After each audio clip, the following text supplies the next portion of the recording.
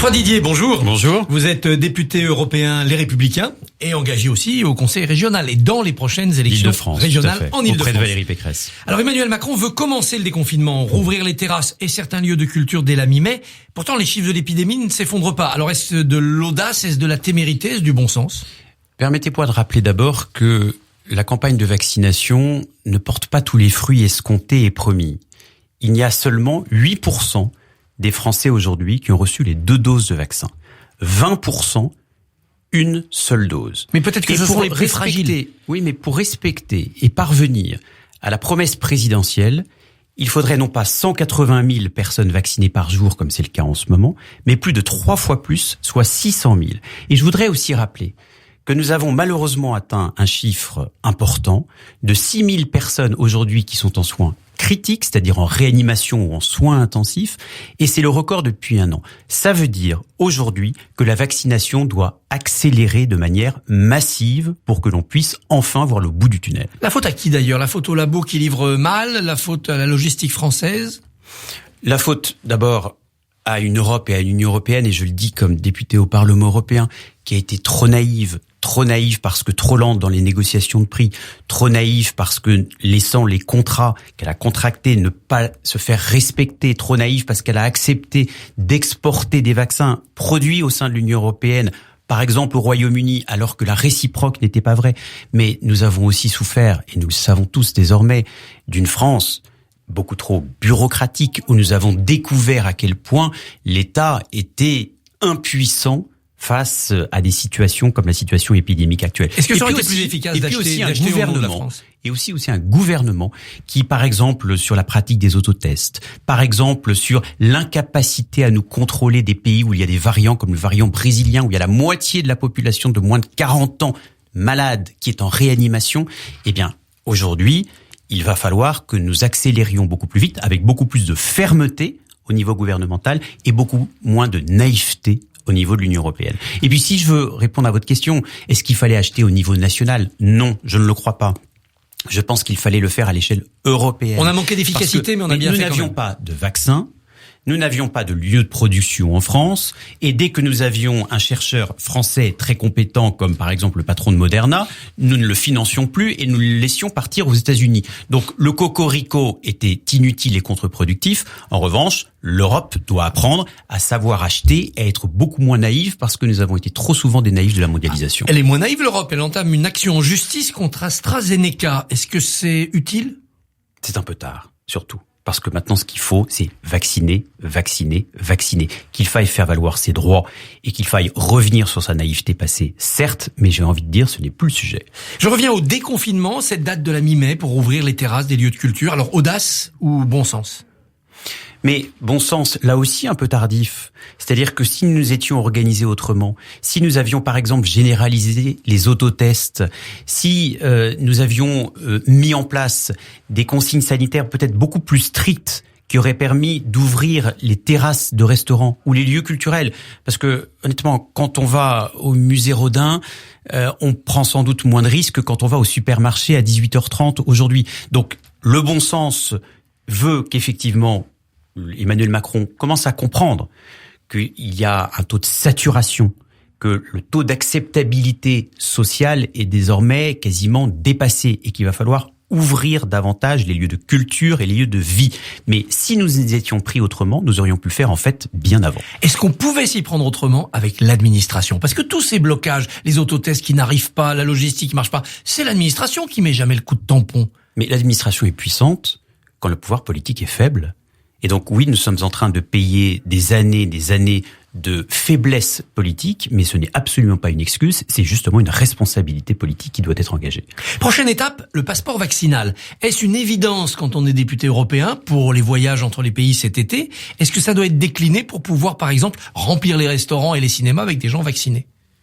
D'abord, tant que nous ne serons pas parvenus à une immunité collective et que la grande majorité des adultes qui le souhaitent n'auront pas été vaccinés, c'est très difficile de parler de certificat vaccinal, parce que celui qui veut être vacciné, qui ne le peut pas, ne comprendrait pas qu'on lui impose un certificat vaccinal.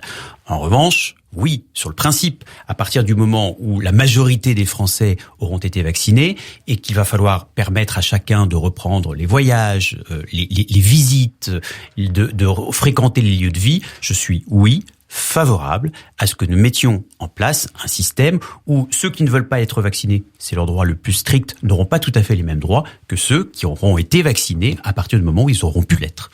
Aujourd'hui, la France, l'Allemagne, l'Italie remettent leur feuille de route pour profiter du plan de relance européen. 750 milliards, il arrive. Ça aussi, c'est peut-être tardif et naïf, mais c'est la bonne direction pour l'Europe, non? Oui, c'est la bonne direction, et ça fait 10 mois que je le dis, mais je regrette aussi qu'après 10 mois où il y a une annonce médiatique de 750 milliards d'euros, c'est un chiffre vertigineux, eh bien, il n'y a toujours pas un euro qui soit parvenu en France.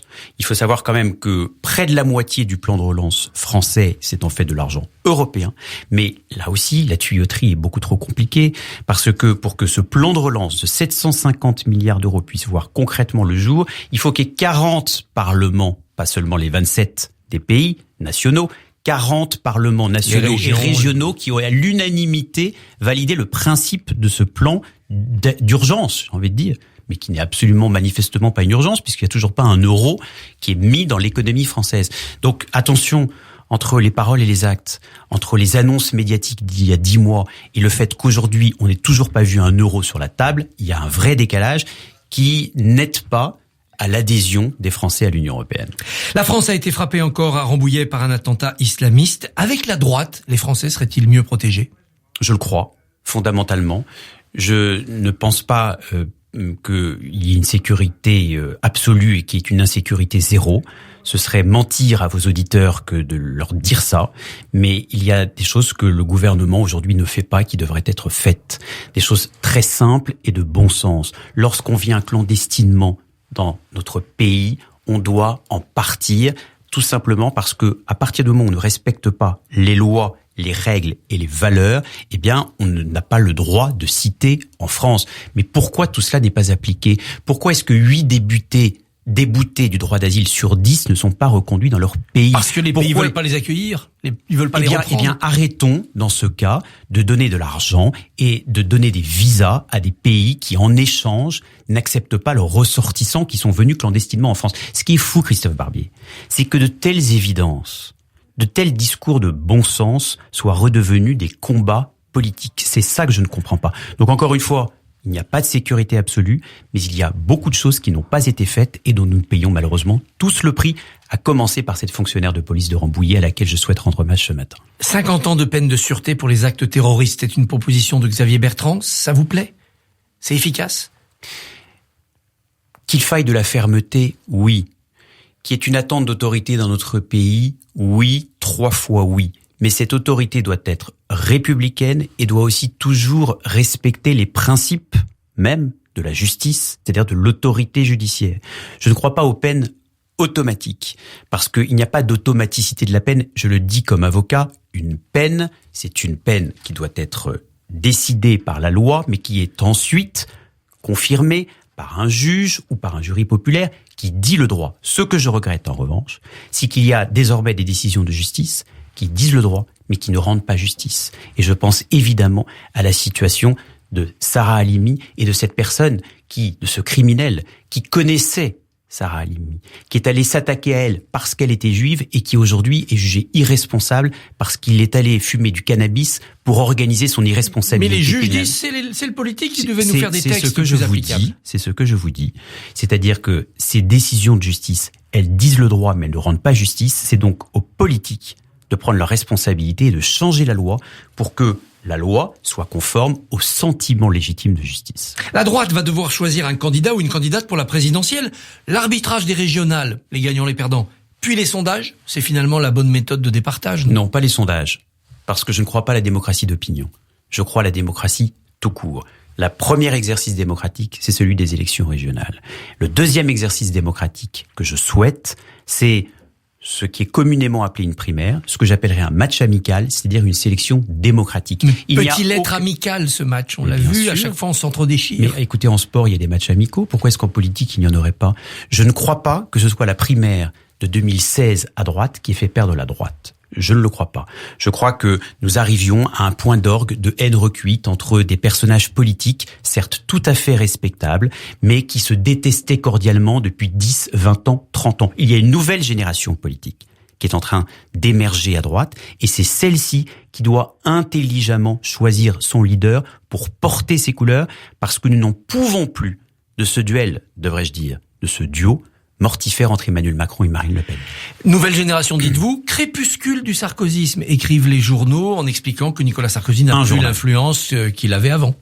Un journal. Oui, je crois que Nicolas Sarkozy, qui est le dernier président de la droite républicaine, reste une référence, une balise pour nous tous, mais bien évidemment qu'encore une fois, une nouvelle génération est en train d'émerger avec sa liberté de ton, sa liberté d'opinion et aussi sans doute des méthodes nouvelles.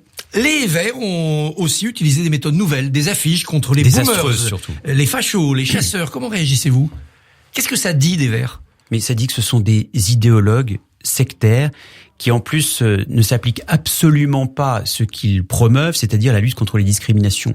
Quand vous voyez Monsieur Bayou qui est réduit à essayer de dire aux Français, attention, nos aînés, c'est-à-dire les boomers, ceux qui sont nés après la Seconde Guerre mondiale, vont aller voter et sont là uniquement pour défendre leurs intérêts, c'est-à-dire cette discrimination anti-vieux que Monsieur Bayou met en scène et qu'il est obligé de retirer, d'ailleurs sans avoir le courage de l'assumer lui-même parce qu'il dit qu'il n'a pas validé. Donc vous voyez, c'est la double peine avec Monsieur Bayou. Non seulement il discrimine alors qu'il promeut et prétend promouvoir la lutte contre les discriminations, et en plus il n'assume même pas ses erreurs, alors qu'en politique, le minimum, c'est quand on fait une erreur, c'est quand même de savoir le dire. Une vingtaine de généraux à la retraite ont signé une tribune relayée par Valeurs Actuelles contre la décadence française. Est-ce qu'ils sortent de leur rôle ou est-ce que c'est un message intéressant de la part de ces anciens soldats? J'ai trouvé la méthode mystérieuse parce qu'on ne sait pas si ce sont des généraux ou des militaires à la retraite ou en activité. J'ai trouvé que la menace de putsch ou la demi-menace de putsch était dangereuse. Ça ressemble en effet au putsch de 61, même date et même formulation. Dangereuse, cette menace. Mais plutôt que de la balayer d'un revers de main ou la mépriser comme l'ont fait certains membres du gouvernement qui ont expliqué que c'était des généraux en charentaise qui ne savaient pas quoi faire de leur retraite et qui donc écrivaient un brûlot, je crois qu'il faut savoir l'écouter, c'est-à-dire comprendre ce que ça signifie. Ce que ça signifie, c'est qu'il y a une attente d'autorité dans notre pays. Mais, pardon, contrairement à ce qu'ont écrit ces militaires, sans doute plus à la retraite qu'en activité, cette autorité doit être républicaine.